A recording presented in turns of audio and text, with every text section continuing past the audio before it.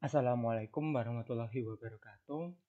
Masih dengan materi fisiologi pencernaan, hari ini kita akan melanjutkan dan belajar tentang mekanisme dari sistem pencernaan itu sendiri. Nah, kemarin kita sudah mempelajari bagaimana kimus ya, dalam hal ini adalah makanan yang sudah dicerna baik secara mekanis dan kimiawi di dalam lambung, kemudian ternyata masih ada tahap pemrosesan eh, di organ selanjutnya, yaitu adalah pada bagian intestinum, kemudian nanti masuk ke kolon. Tetapi di situ ada beberapa kelenjar pencernaan yang berperan penting terhadap mekanisme fisiologi ini. Maka kita pelajari bersama lanjutan dari materi fisiologi pencernaan.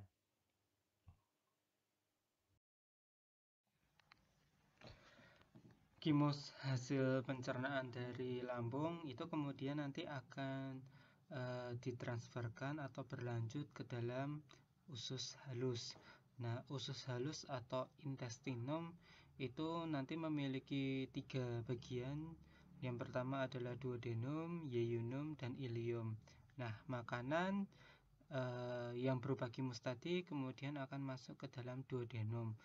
Nah, usus halus sendiri berfungsi untuk menyerap makanan-makanan yang sudah dalam bentuk molekul yang sangat kecil atau biasanya monomer-monomer kecil. Namun ternyata saat kimus dari lambung itu masuk ke dalam duodenum, itu posisi kimus itu masih belum dapat diserap.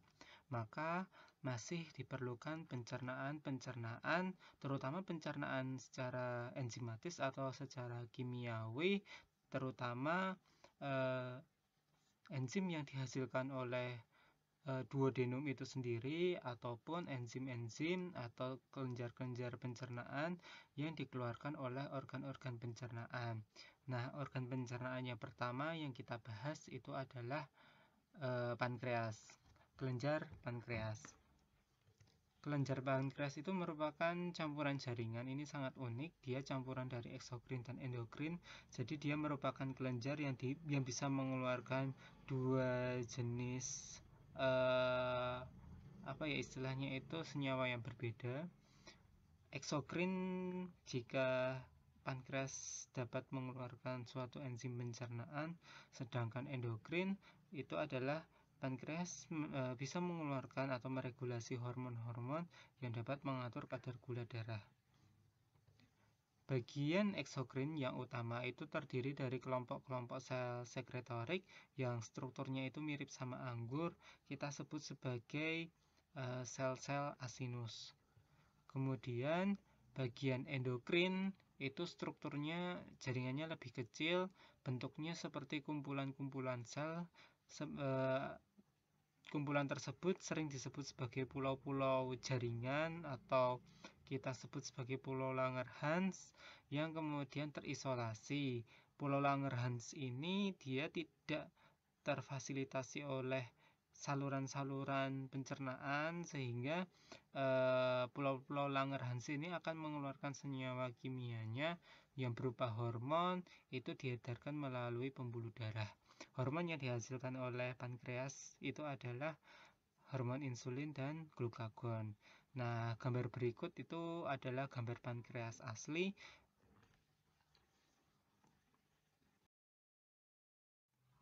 Kita coba merujuk ke gambar pankreas. Struktur mikroanatominya seperti apa? Untuk melihat struktur anatominya, kita harus tahu fungsi dari pankreas dulu. Tadi saya sudah menjelaskan bahwa pankreas itu dia dua kelenjar sekaligus, kelenjar eksokrin dan kelenjar endokrin. Untuk kelenjar endokrin sendiri terlihat bahwa pada bagian pankreas itu ada suatu pulau-pulau kecil, struktur jaringan kecil yang menggerombol, mengumpul, disebut sebagai pulau Langerhans, di mana pulau Langerhans itu akan menghasilkan atau membentuk suatu produk yang berupa hormon, insulin, dan glukagon. Kita lihat bahwa pulau-pulau Langerhans itu akan terfasilitasi oleh pembuluh darah dan hormon-hormon tersebut akan diedarkan melalui pembuluh darah. Bagaimana dengan eksokrinnya? Untuk eksokrin sendiri Kalau kita perbesar, nah ini adalah struktur jaringan eksokrin dari pankreas, di mana ada dua jenis sel penyusun dari jaringan eksokrin tersebut. Tadi saya bilang struktur sel yang membentuk suatu kantung, kemudian dia menghasilkan suatu enzim. Nah, enzimnya itu adalah enzim-enzim pencernaan yang disebut sebagai granulazimogen. Nah, enzim-enzim ini dihasilkan oleh sel asinus atau sel asinar. Sel asinar atau sel asinus itu berfungsi untuk mensekresikan enzim. Kemudian, sel yang tidak membentuk kantong atau kemudian dia membentuk suatu saluran untuk menuju ke bagian duodenum, itu kita sebut sebagai ductus sel. Nah, ternyata selain dia menyusun sebagai struktur saluran, jaringan yang menyusun sebagai saluran, dia juga mensekresikan NHCO3-men. Nah, NHCO3-men beserta enzim ini kemudian akan diedarkan melewati saluran pankreas kemudian menuju ke arah duodenum dan bercampur dengan kimus. Fungsi dari kelenjar eksokrin tadi seperti apa? Jadi sel asinus itu sekali lagi dia berfungsi untuk menghasilkan granula-granula zimogen, di mana granula zimogen ini akan menyimpan enzim-enzim pankreas. Kemudian ada saluran yang dibentuk oleh ductus sel atau sel ductus itu berfungsi menghasilkan NHCO3 yang menetralkan kimus sewaktu dari lambung. Kenapa? Karena kondisi lambung itu adalah asam. Karena tadi ada senyawa HCl yang bercampur dengan kimus. Setelah itu kimus tadi harus masuk ke dalam duodenum. Sedangkan enzim-enzim pankreas itu sangat optimal kerjanya jika dalam kondisi pH yang netral. Maka perlu pengeluaran NHCO3 untuk menetralkan kimus dari senyawa asam yang ditimbulkan oleh lambung.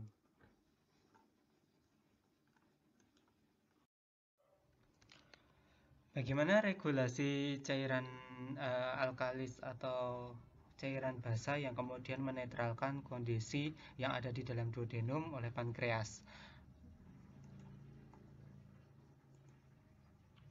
Kalau kita lihat tadi sekali lagi bahwa enzim-enzim pada pankreas itu akan berfungsi optimal jika keadaan lingkungannya itu netral atau sedikit menuju ke basa. Namun kita ketahui bahwa kondisi lambung itu sangat asam. Maka kimus harus dengan cepat dinetralkan di bagian lumen duodenum. Bagaimana caranya? Yaitu menggunakan cairan basa yang dihasilkan oleh pankreas pada bagian ductus sel yang berfungsi untuk menetralkan. Nah, regulasinya dari mana? Saat keadaan di dalam lumen duodenum itu asam, maka kemudian duodenum itu akan merangsang yang namanya hormon sekretin. Hormon sekretin yang berada di dalam duodenum ini merupakan suatu hormon endokrin yang diproduksi di dalam duodenum sebagai respon terhadap keadaan keasaman lambung. Nah, hormon sekretin ini sebenarnya disekresikan melewati darah. Kemudian dia akan merangsang kelenjar pankreas untuk terutama pada bagian sel ductus itu untuk meningkatkan jumlah NHCO3 atau berfungsi untuk memproduksi NHCO3. Nah, NHCO3 itu kemudian disekresikan menuju ke bagian lumen duodenum. Dari situlah kemudian senyawa ini berfungsi untuk menetralkan derajat keasaman yang awalnya itu sangat asam kemudian menjadi netral atau sedikit cenderung ke basa. Maka kemudian enzim-enzim pada pankreas yang berupa granula-granul yang dikemas dalam granula zimogen tadi itu kemudian dapat berfungsi secara optimal.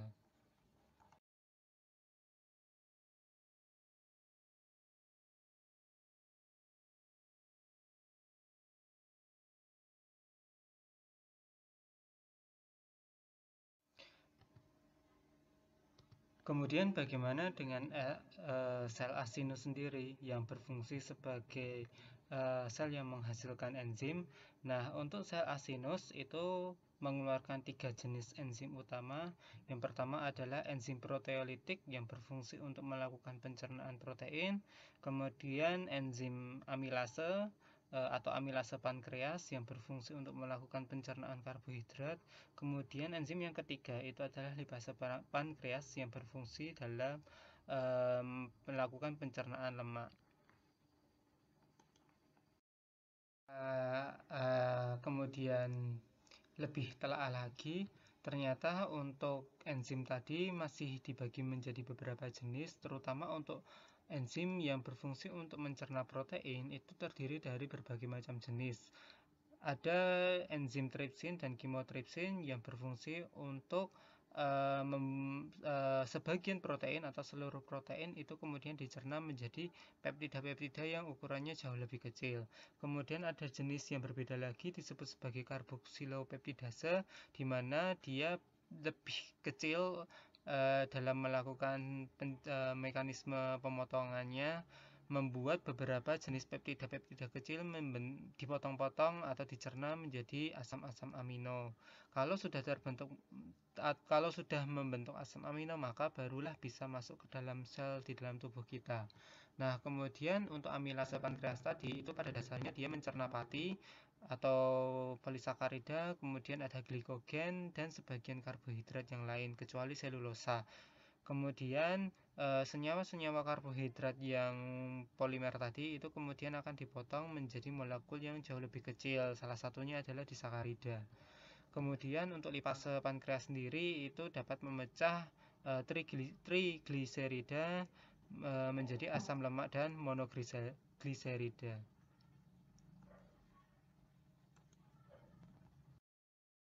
Gimana mekanisme enzim pemecah protein atau proteolitik pankreas ini bekerja seperti itu ya? Ada berbagai macam jenis, tadi saya sudah menyebutkan bahwa tripsinogen, chymotrypsinogen, dan prokarbopeptidase itu adalah salah satu beberapa jenis enzim yang dihasilkan oleh pankreas, di mana ternyata enzim-enzim tersebut dalam kondisi yang non-aktif. Jadi dia kondisinya itu tidak akan melakukan suatu aksi, belum atau tidak dapat melakukan suatu aksi. Nah, keadaan inaktif ini baru dapat diaktifkan jika ada contohnya misalnya tripsinogen. Tripsinogen itu dengan adanya enzim enterokinase atau enteropeptidase itu kemudian dapat berubah menjadi enzim yang aktif disebut sebagai tripsin. Kemudian tripsin ini berfungsi untuk mengaktifkan chymotrypsinogen dan prokarbopeptidase itu membentuk yang namanya enzim aktif, yaitu adalah chymotrypsin dan karbopeptidase. Jadi sekali lagi, tripsin yang merupakan enzim aktif dari enzim yang tidak aktif berupa tripsinogen akibat aktivasi dari enterokinase itu menyebabkan chymotrypsinogen dan prokarbopeptidase itu kemudian menjadi aktif berubah menjadi chymotrypsin dan karbopeptidase, di mana chymotrypsin dan karbopeptidase itu berfungsi untuk memecah protein menjadi asam amino dengan ukuran yang relatif lebih kecil, sehingga asam amino dapat diserap di dalam duodenum oleh sel-sel absorptif yang berada di lapisan mukosa usus halus atau intestinum.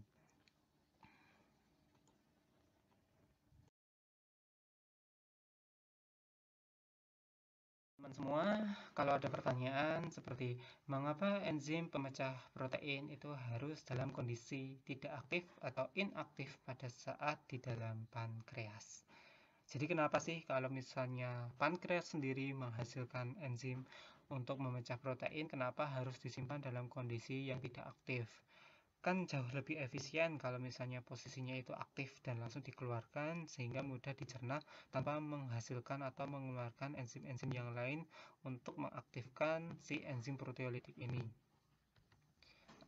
Atau tripsinogen itu kenapa sih harus tetap tidak aktif, harus tetap wajib untuk inaktif di dalam pankreas?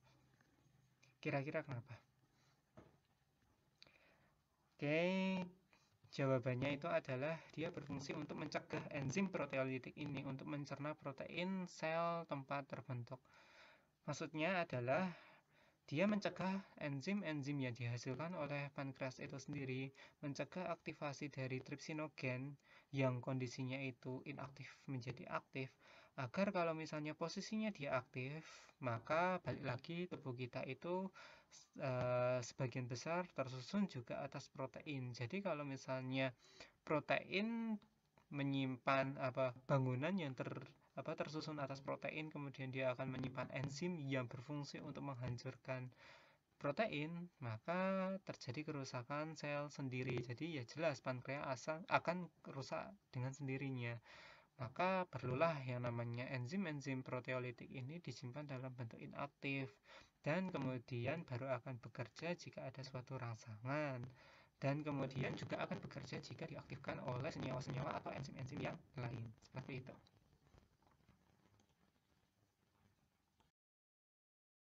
Lain, bagaimana mekanisme hormon dalam mengatur mekanisme sekresi enzim pankreas? Jelas, sekresi enzim pankreas itu tidak akan keluar atau tidak akan meningkat dengan sendirinya. Pasti ada pengaturan atau regulasi dari hormon.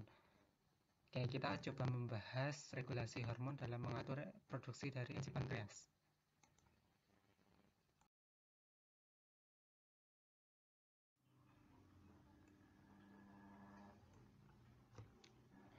Ada beberapa jenis hormon yang kemudian dia berfungsi untuk mengontrol sekresi pankreas.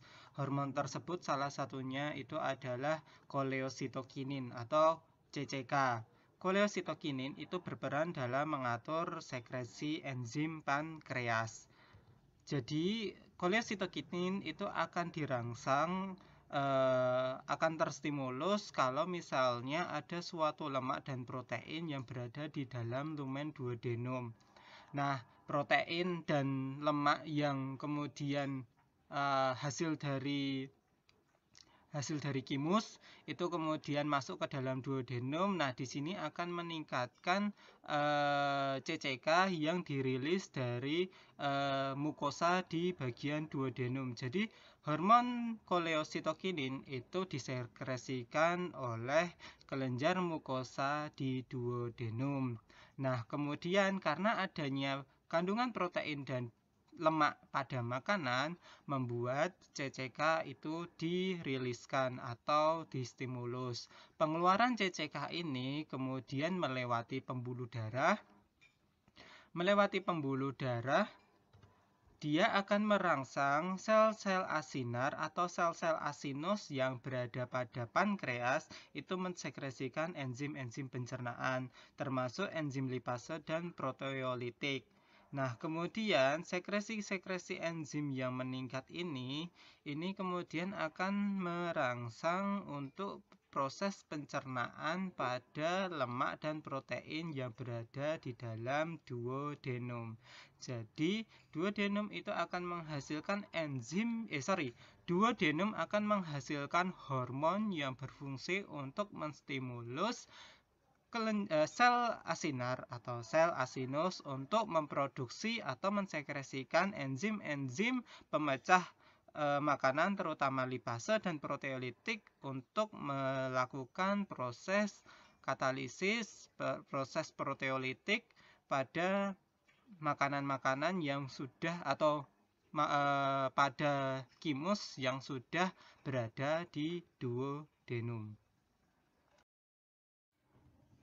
Jadi seperti itu peran dari kelenjar pankreas dalam proses pencernaan. Kalau sudah paham, kita akan lanjut di kelenjar yang lain.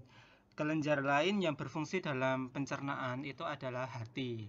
Nah, hati ini adalah kelenjar terbesar pada makhluk hidup yang dia juga berfungsi sebagai kelenjar pencernaan. Walaupun pada dasarnya pankreas dan hati itu tidak serta-merta hanya berperan dalam proses pencernaan saja. Terutama untuk hati selain berfungsi sebagai kelenjar pencernaan, dia juga memiliki peran-peran penting, terutama toksisitas di dalam tubuh. Hati itu adalah organ metabolik terbesar Maksudnya metabolik terbesar adalah dia menghasilkan suatu senyawa-senyawa metabolik yang memiliki organ hati sendiri memiliki ukuran yang sangat besar dibandingkan dengan kelenjar-kelenjar pencernaan atau kelenjar-kelenjar yang menghasilkan senyawa metabolik yang lain. Dan hati itu berperan sebagai biokimia utama di dalam tubuh. Dalam sistem pencernaan, hati berfungsi dalam mensekresikan garam-garam empedu. Nah, garam-garam empedu ini berfungsi dalam penyerapan lemak.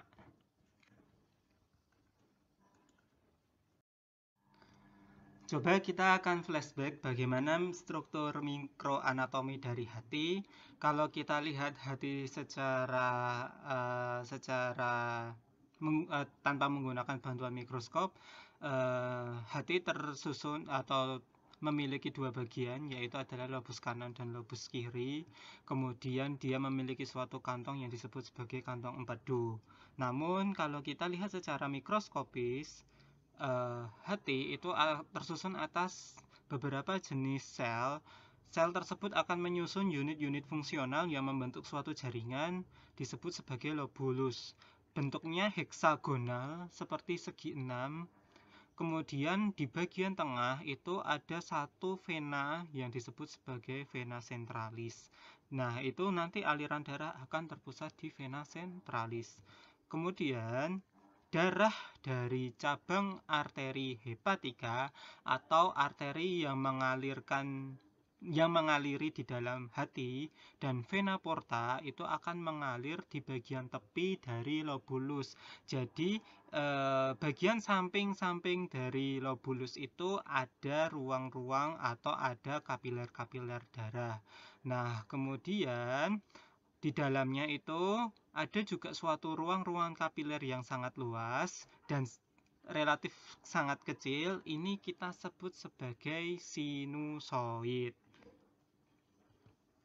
Saluran tipis itu kemudian ada saluran tipis pengangkut empedu, ini kita sebut sebagai canaliculi biliaris. Ini berjalan di antara sel-sel di dalam lempeng hati atau di bagian lobulus. Satu sel hati, sel epitel hati, folikuler atau sel folikuler hati ya, karena dia akan menghasilkan senyawa kimia, itu kita sebut sebagai hepatosit. Dan salah satu fungsi dari hepatosit itu adalah mengeluarkan garam-garam empedu.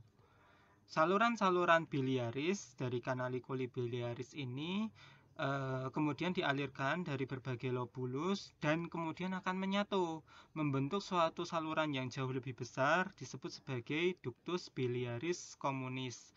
Ini berfungsi untuk mengangkut empedu dari sel-sel hepatosit kemudian menuju ke duodenum atau mengangkut empedu dari kantong empedu itu menuju ke bagian duodenum.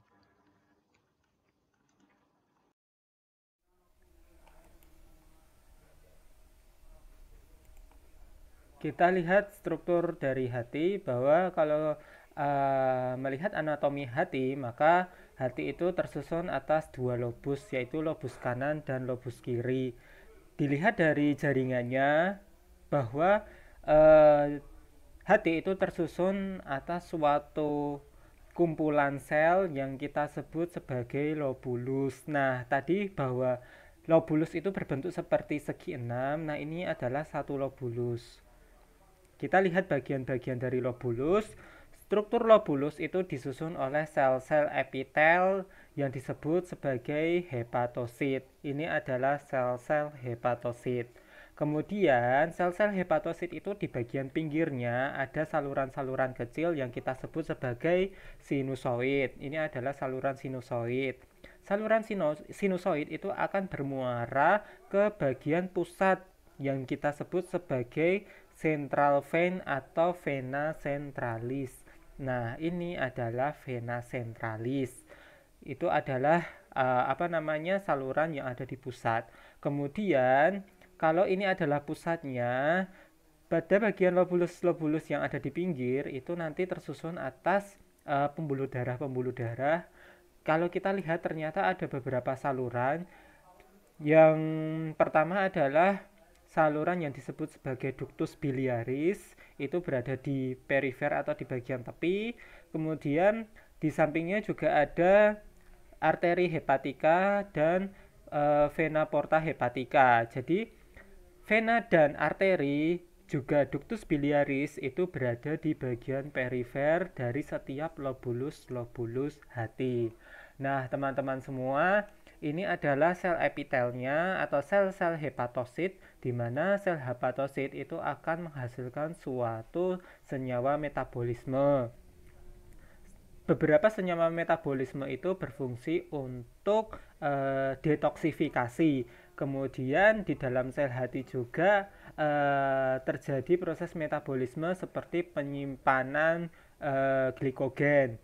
Nah, bagaimana alurnya? Semua nutrisi-nutrisi kemudian zat-zat senyawa itu pasti dialirkan oleh pembuluh darah melalui saluran sinusoid, itu kemudian akan menuju ke vena centralis. Disitulah terjadi perpindahan senyawa antara sel hepatosit dengan saluran sinusoid.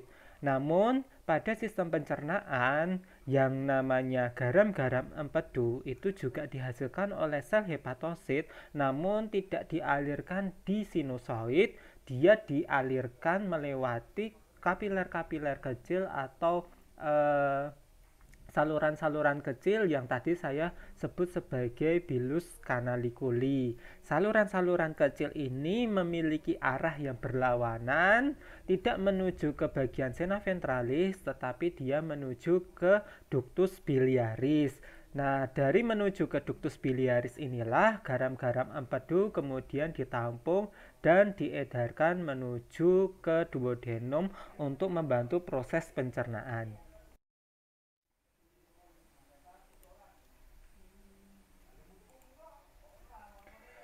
Gambar atau skema yang ada di samping memperlihatkan bahwa aliran-aliran dari pembuluh darah yang berada di perifer dari setiap lobulus itu dia mengalir ke atas, kemudian menuju ke pusat dari sentral vena, dan kemudian meneruskan dari setiap lobulus itu kemudian menuju ke sistemik ataupun kemudian menuju ke jantung.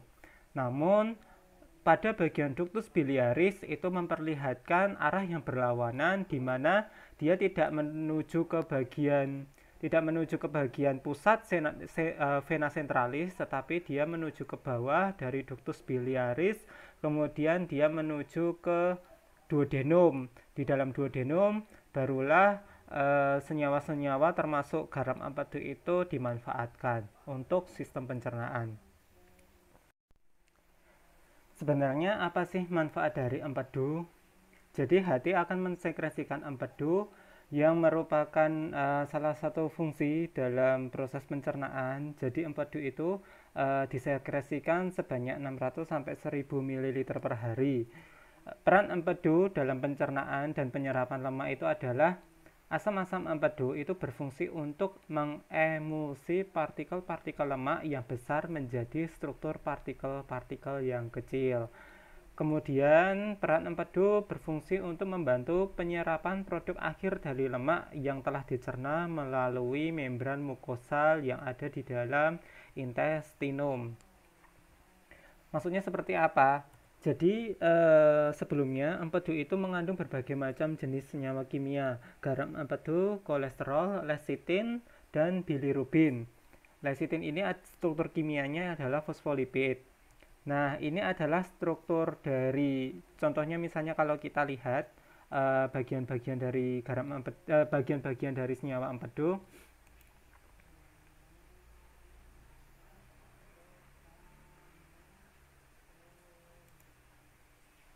Nah, kita memperlihatkan bahwa kolesterol, garam empedu, dan lecitin itu akan membentuk struktur senyawa kimia yang kemudian ada area hidrofobik dan area hidrofilik, di mana area-area tersebut dengan adanya hidrofilik dan hidrofobik, garam empedu atau senyawa-senyawa empedu itu, kolesterol, garam empedu, dan lecitin itu berfungsi seperti sabun.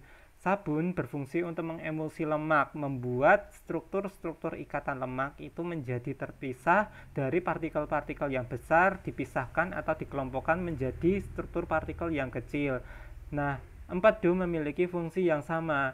Dengan adanya partikel-partikel lemak yang besar tadi, sebenarnya membuat kelemahan dalam pencernaan secara enzimatis. Enzim itu komponen utamanya adalah protein, sedangkan protein itu adalah senyawa yang hidrofilik. Padahal senyawa hidrofilik tidak bisa berikatan dengan hidrofobik. Lemak yang kita butuhkan itu komponennya itu adalah hidrofobik, maka tidak bisa enzim pencerna lemak itu kemudian mencerna atau memotong ikatannya karena tidak dapat bersatu. Dengan adanya peran empedu ini membantu proses kinerja dari enzim-enzim pemecah lemak. Dia istilahnya itu membuat ikatan-ikatan lemak yang begitu besar menjadi. Kita akan melihat struktur skematis dan fungsi dari garam empedu. Tadi bahwa yang namanya garam empedu tersusun atas berbagai jenis senyawa kimia, yaitu yang memiliki fungsi hidrofobik dan hidrofilik. Ini adalah struktur gambar hidrofobik, gugus hidrofobik yang dia mengikat senyawa nonpolar. Kemudian ini adalah gugus hidrofilik yang dia akan mengikat senyawa polar. Kita lihat ini misalnya yang warna biru ini adalah yang dia hidrofilik, kemudian yang di sini yang warna kuning itu adalah area yang hidrofobik.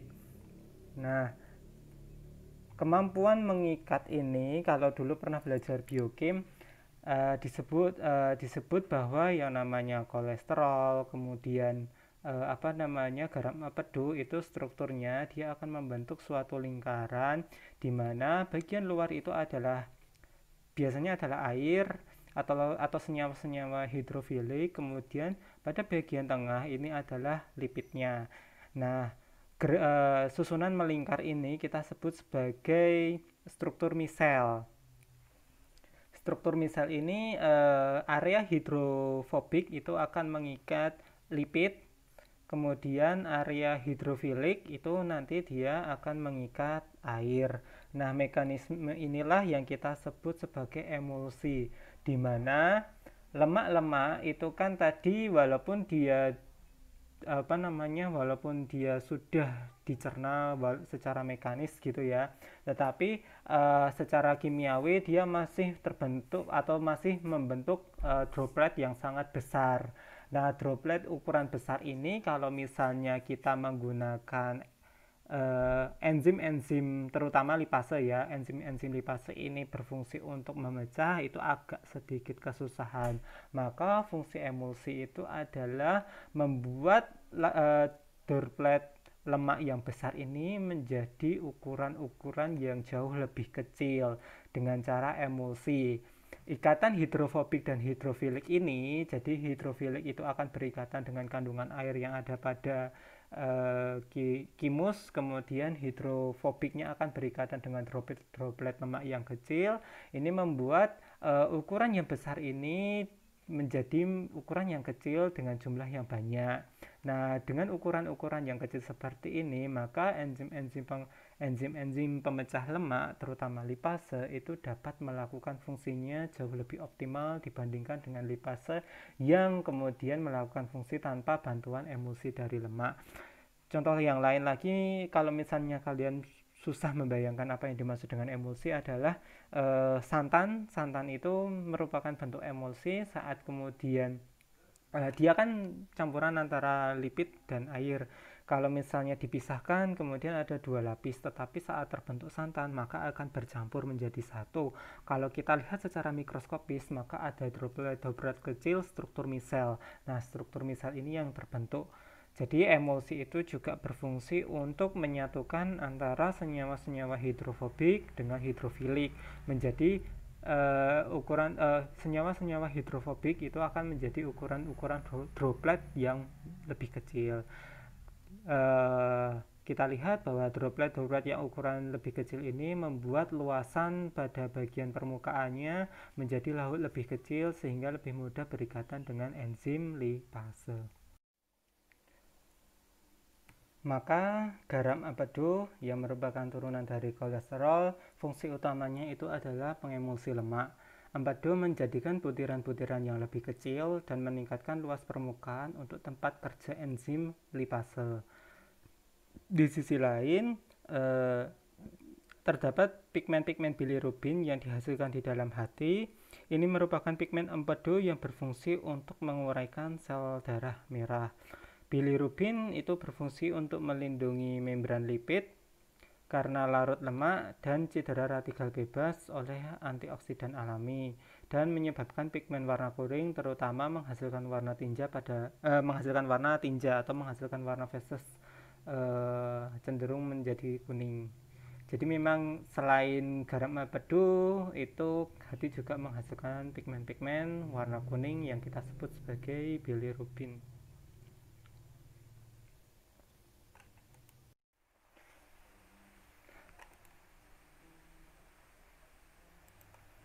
Di sini memperlihatkan bahwa ductus biliaris itu kemudian akan menuju ke duodenum bersamaan dengan enzim-enzim yang dihasilkan oleh pankreas. Kita perhatikan ini adalah saluran yang ada di pankreas, kemudian ini adalah saluran ductus biliaris, kemudian ini adalah saluran yang ada di pankreas, di mana enzim-enzim dan garam-garam empedu itu akan ditampung dan bercampur ke duodenum atau bercampur di dalam lumen duodenum bersamaan dengan kimus-kimus setelah pencernaan dari lambung. Disitulah terjadi pencernaan enzimatis oleh bantuan pankreas dan hati.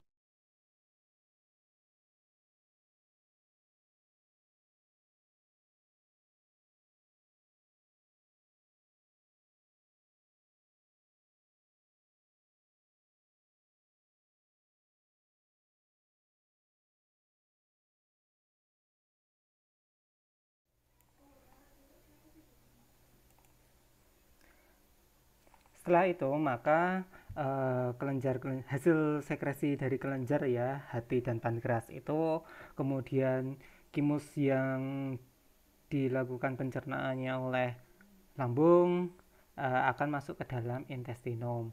Intestinum sendiri itu dibagi menjadi 3 area, yaitu adalah duodenum, yeyunum, dan ileum.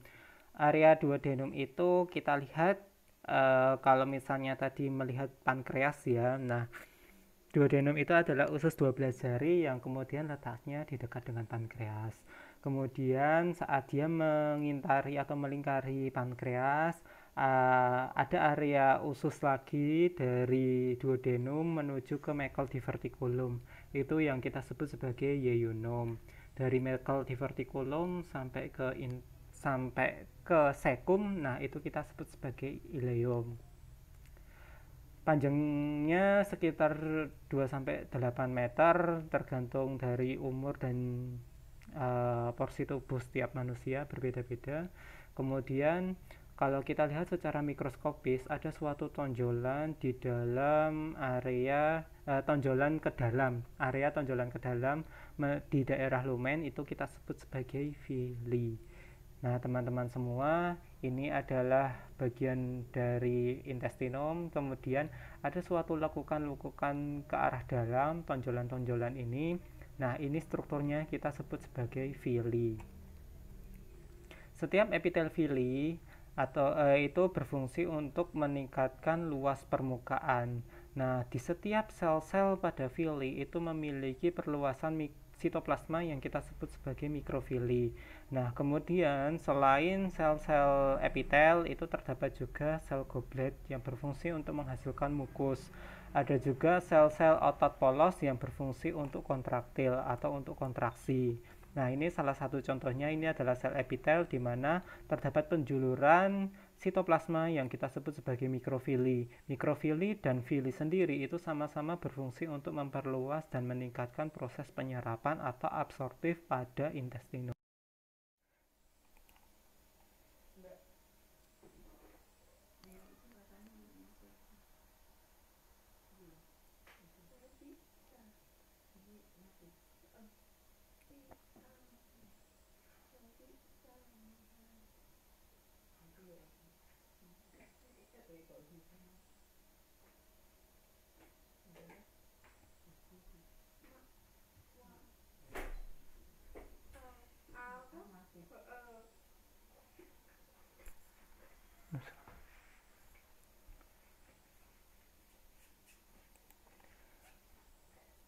Coba kita lihat struktur dari villi. Nah, ini adalah lapisan villi pada intestinum, baik di duodenum, yeyunum, atau ileum.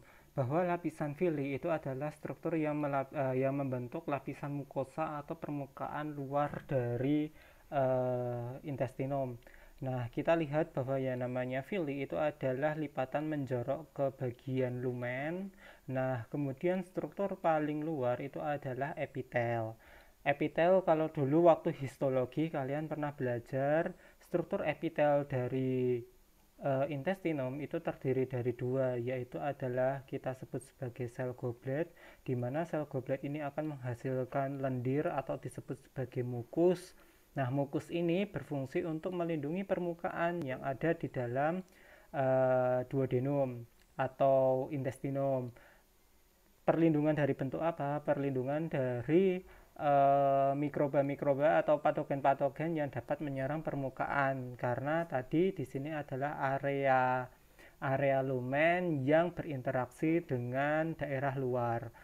Selain itu, mukus juga berfungsi sebagai pelumas yang membantu proses pencernaan. Di sisi lain, mukus juga berfungsi dalam membantu proses mekanisme pencernaan secara enzimatis.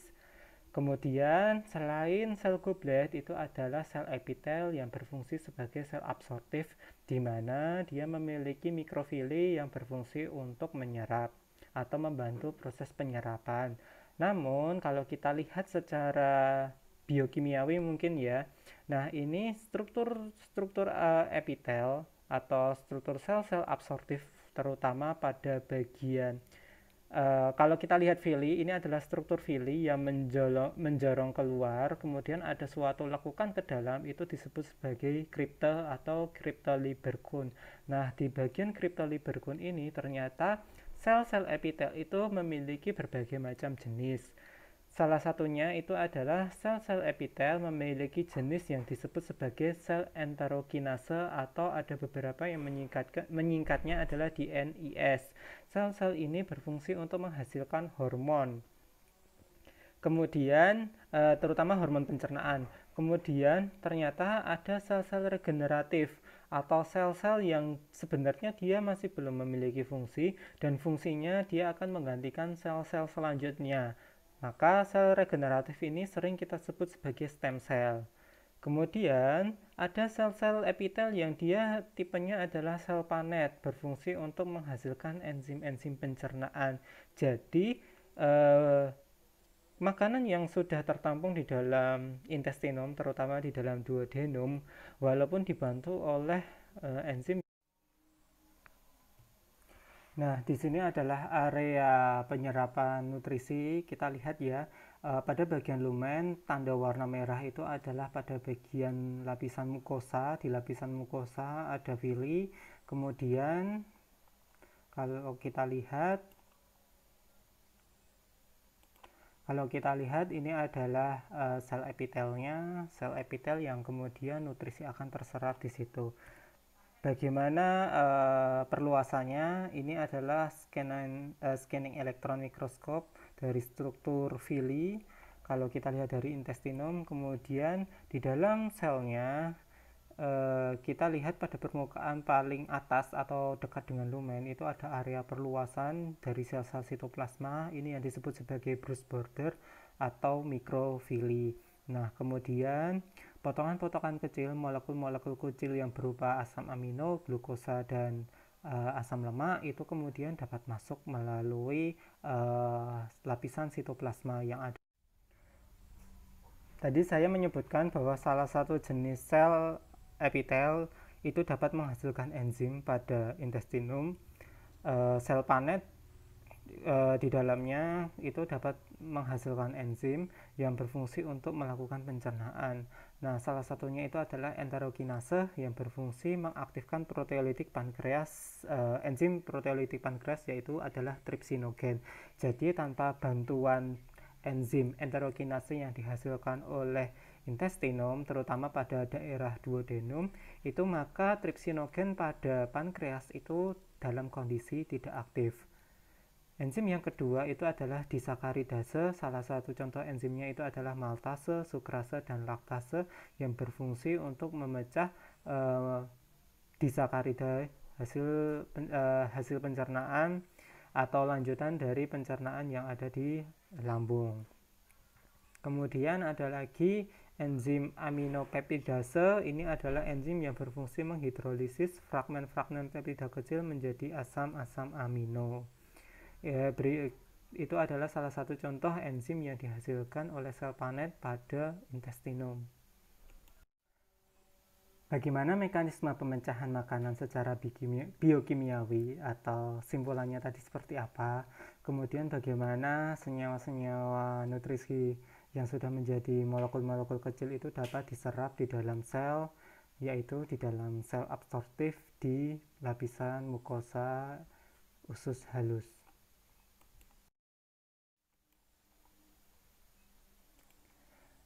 Kita coba membahas yang pertama adalah lemak.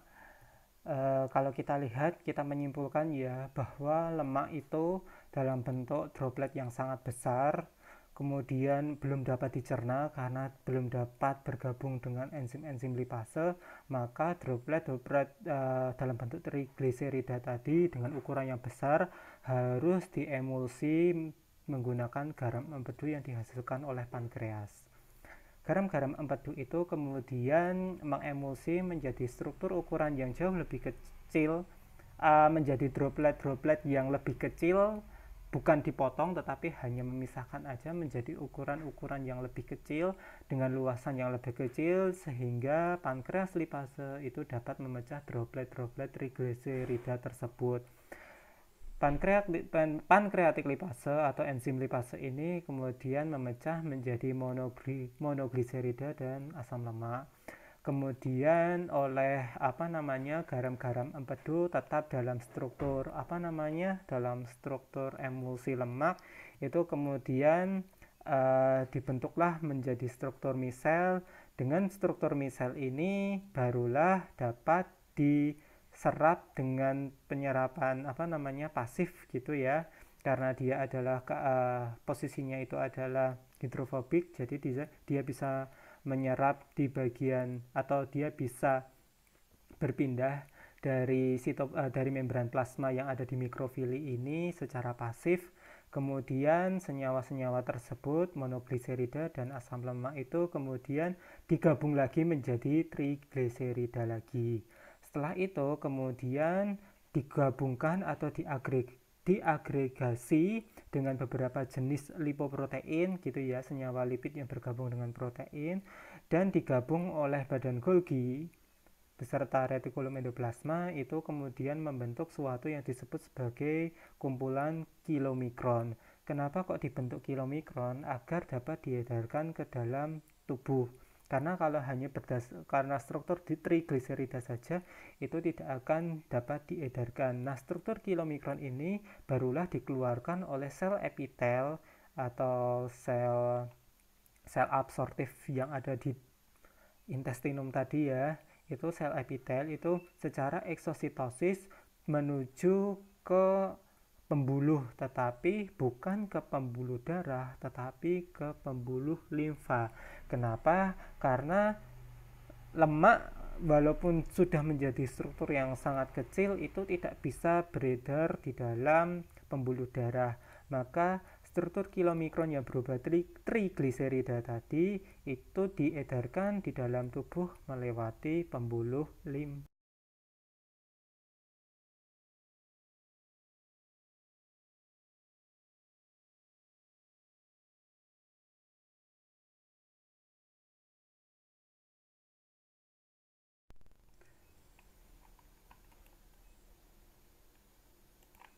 Bagaimana dengan pencernaan protein sendiri saat sudah berada di dalam duodenum, protein-protein tersebut itu kemudian dipecah oleh enzim-enzim proteolitik ya di daerah lumen saluran pencernaan oleh pankreatik proteolitik enzim ataupun dengan pepsin.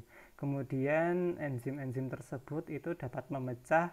Jika menjadi peptida yang lebih kecil berarti masih ada ikatannya, tetapi kalau dia benar-benar sudah dipecah menjadi struktur monomer yang paling kecil yaitu asam amino, maka asam amino ini langsung dapat diserap di dalam sel.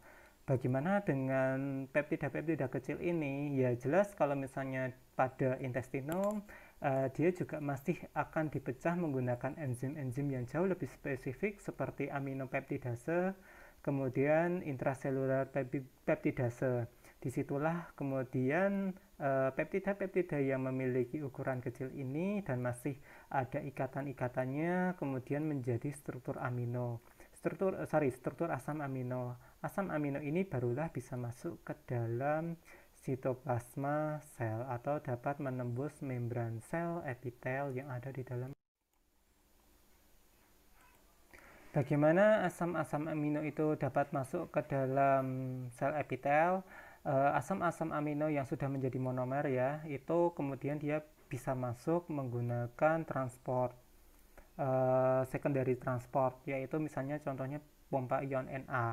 Asam amino kemudian dapat langsung masuk ke dalam sel epitel. Tetapi ternyata selain asam amino ada juga beberapa jenis peptida-peptida kecil yang masih berikatan tetapi ternyata dia bisa masuk ke dalam membran plasma. Nah, beberapa peptida yang kecil itu kemudian dia juga bisa masuk ke dalam membran dengan cara lewat simporter dengan ion H+ kayak gitu ya, atau misalnya juga dengan ion Na+, maka peptida itu akan masuk ke dalam sitoplasma sel epitel. Namun karena dia masih memiliki ikatan dengan asam amino yang lain, peptida-peptida kecil ini harus dipecah menjadi senyawa asam amino. Dengan cara apa?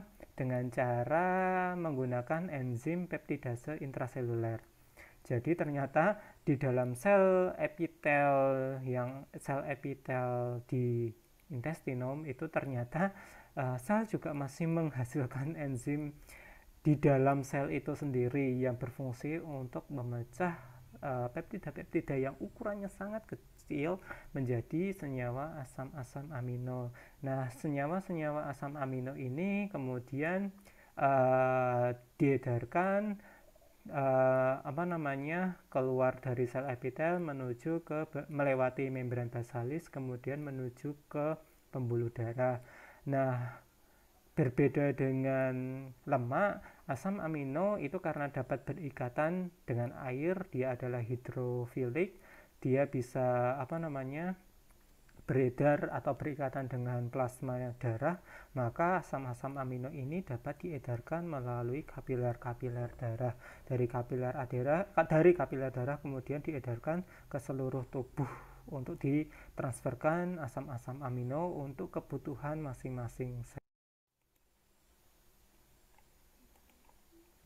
Bagaimana dengan pencernaan karbohidrat? Pada dasarnya sama dengan pencernaan protein, bahwa karbohidrat itu mulai dari mulut itu sudah terjadi proses pencernaan menggunakan amilase ya, atau menggunakan tialin, kemudian polisakarida dengan ikatan rantai yang sangat panjang ini kemudian dipotong-potong menggunakan enzim saliva amilase atau tialin, kemudian masuk ke dalam duodenum dibantu oleh amilase yang ada pada pankreas. Kemudian menjadi beberapa jenis disakarida, contohnya laktosa, maltosa, dan sukrosa.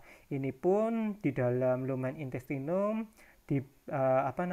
dibantu oleh enzim-enzim disakaridase yang dihasilkan oleh duodenum sendiri, yaitu contohnya laktase, maltase, dan sukrase, sehingga disakarida tadi dipecah ikatannya lagi, dipotong ikatannya menjadi struktur monomer-monomer yang bisa masuk dan bisa diserap ke dalam sitoplasma yang ada di epitel absorptif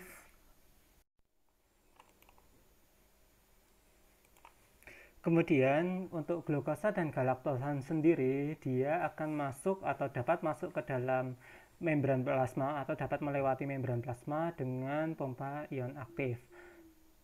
Sedangkan untuk fruktase sendiri dia dapat masuk menggunakan difusi pasif. Kalau kita lihat lagi sama dengan asam amino, dia kemudian langsung dikeluarkan melewati menuju ke bagian membran basalis, kemudian diedarkan melalui pembuluh darah karena karbohidrat sendiri atau monosakarida ini dapat berikatan dengan plasma darah. Jadi glukosa itu kemudian diedarkan ke seluruh tubuh digunakan untuk proses respirasi sel, kebutuhan respirasi sel.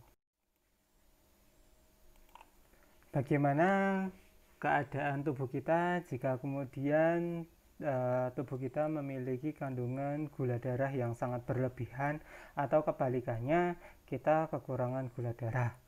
Maka ada hormon pengatur yang berfungsi untuk mengatur kadar gula darah, yaitu adalah hormon yang dihasilkan oleh pankreas, di mana kalau pankreas menghasilkan enzim itu dihasilkan oleh sel asinar dan ductosel gitu ya, yang kemudian dia memiliki salurannya sendiri. Tetapi kalau untuk hormon itu pankreas akan meregulasi beberapa jenis hormon yang berada di dalam pulau-pulau Langerhans, di mana pulau-pulau Langerhans ini kemudian teraliri oleh kapiler-kapiler darah. Kapiler darah tersebut yang berfungsi untuk meregulasi pengeluaran hormon atau berfungsi untuk membantu proses pengedaran hormon. Hormon apa saja? Yaitu salah satu yang berfungsi untuk berfungsi untuk mengatur kadar gula darah itu adalah sel beta dan sel alfa. Sel beta itu berfungsi untuk menghasilkan insulin, sel alfa itu berfungsi untuk menghasilkan glukagon. Sedangkan ada jenis sel delta yang berfungsi untuk menghasilkan hormon somatostatin yang menghambat proses pertumbuhan.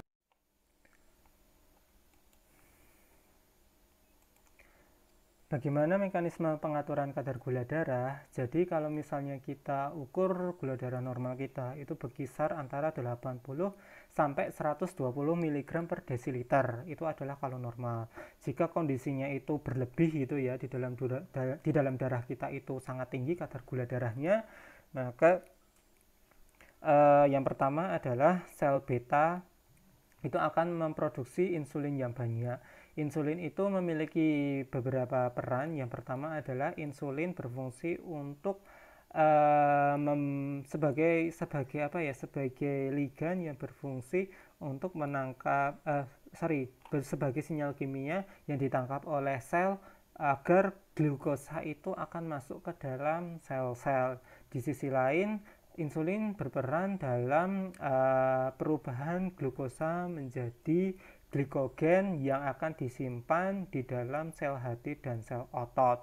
Dengan penyimpanan glukosa itu, maka simpanan-simpanan yang berupa glikogen ini akan menurunkan kadar gula darah.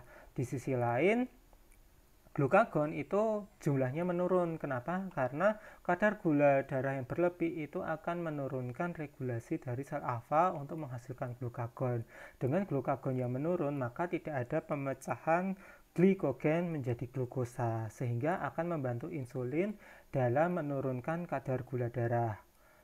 Kalau misalnya kebalikannya, yaitu adalah bagaimana keadaan kadar gula darah kita di bawah normal, misalnya di bawah 80 mg per desiliter, maka yang pertama kali meregulasi itu adalah sel alfa, di mana sel alfa itu akan meningkatkan produksi hormon glukagon.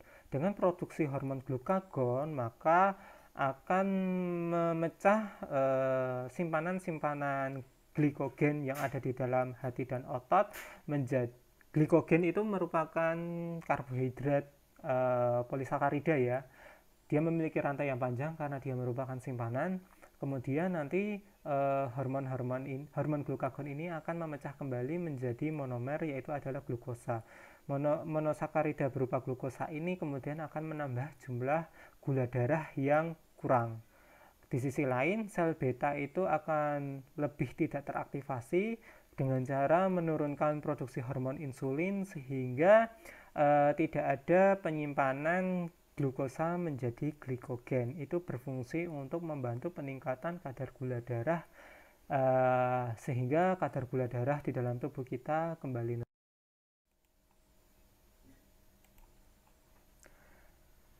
Oke, kita lihat skema yang ada di sini bagaimana saat kita itu makan gitu ya.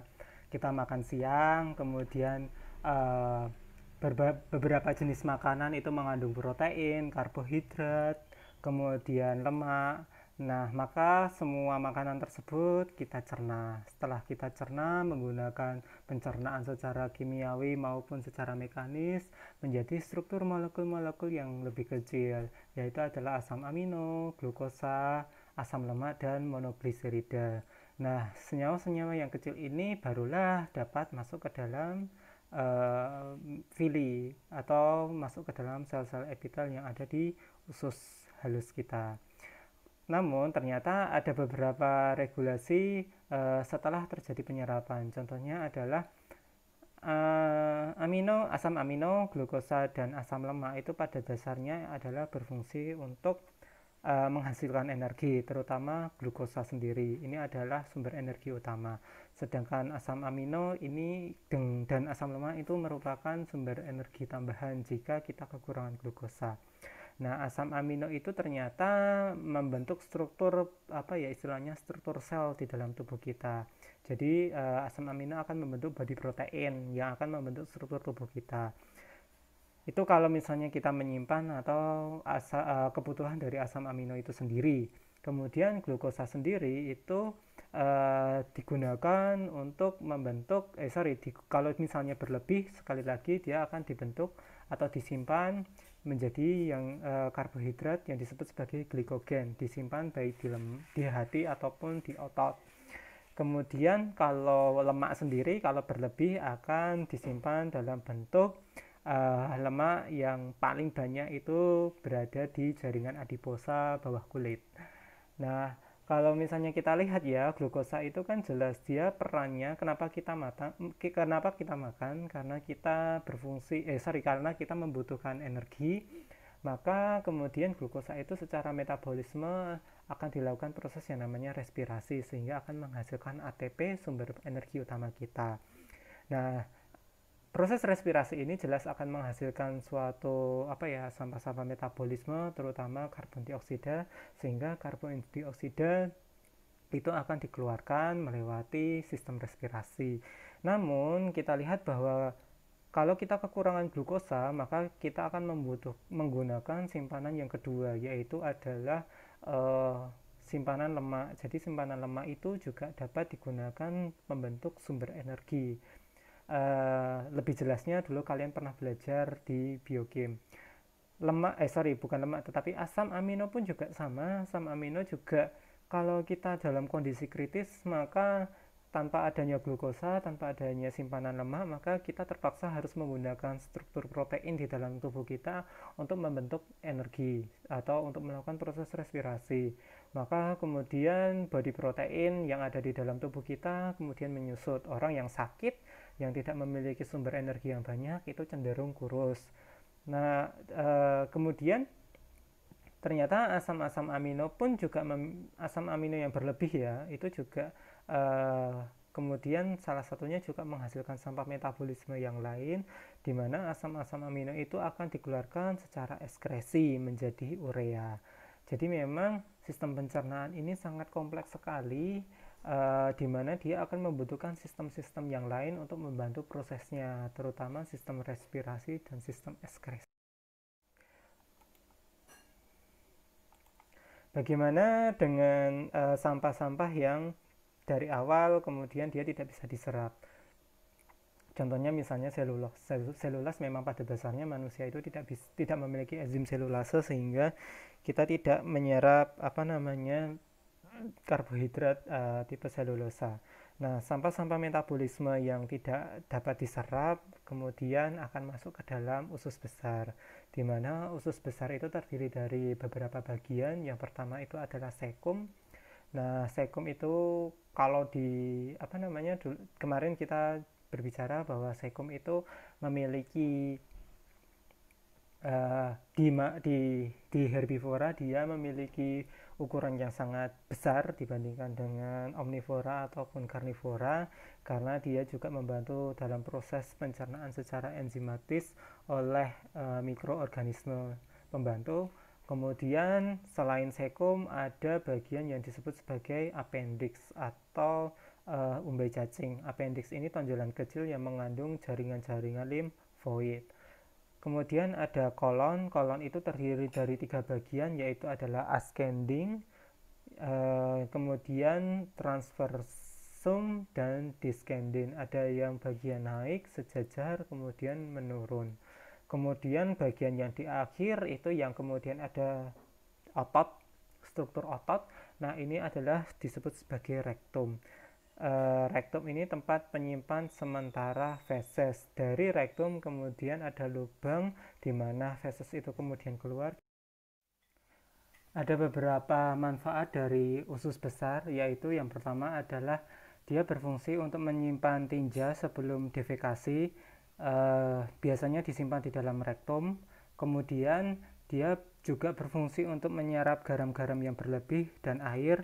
Kalau misalnya kita lihat bahwa 350 ml setiap harinya air diserap, itu separuhnya atau 150 ml itu diserap di dalam usus besar. Kemudian fungsi yang lain adalah dia menghasilkan lendir atau menghasilkan mukus yang basah.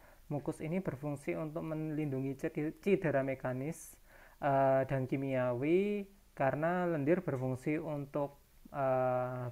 sebagai pelumas, membantu lubrikasi sehingga feses dapat berjalan dengan mudah dan lancar. Kemudian usus besar juga berfungsi sebagai tempat bakteri, terutama Escherichia coli, untuk mensintesis vitamin K. Vitamin K jelas dibutuhkan dalam tubuh kita. Kemudian kadang-kadang di dalam usus besar itu menghasilkan suatu gas yang kita sebut sebagai flatus atau kentut. Nah, gas ini ada beberapa sumber dari yang dihasilkan, yaitu kadang dari udara yang tertelan di dalam tubuh kita, atau gas-gas yang kemudian diproduksi hasil fermentasi dari bakteri yang hidup di dalam kolon atau di dalam usus besar.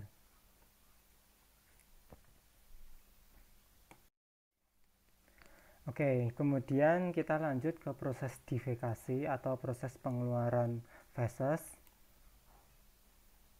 Untuk proses pengeluaran feses itu juga dibantu oleh beberapa jenis otot yang mengatur pengeluaran feses. Contohnya adalah puborectalis dan otot sphincter. Kemudian ada beberapa jenis bukan mekanisme sih, tetapi ada beberapa jenis bentuk defekasi yang berbeda. Saat kita menggunakan kursi duduk, itu ternyata otot terutama pada bagian puborectalis itu agak sedikit mengunci, sehingga feses itu agak sedikit lebih susah untuk dikeluarkan dibandingkan dengan jongkok. Itu ternyata pada bagian puborectalisnya jauh lebih fleksibel, jauh lebih rileks, sehingga buang air besar atau defekasi dengan menggunakan jongkok itu jauh lebih sehat dibandingkan dengan toilet. Mungkin itu saja materi dari saya terkait dengan proses pencernaan.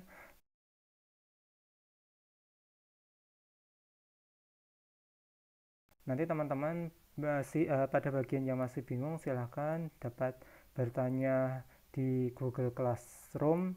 Kemudian untuk materi untuk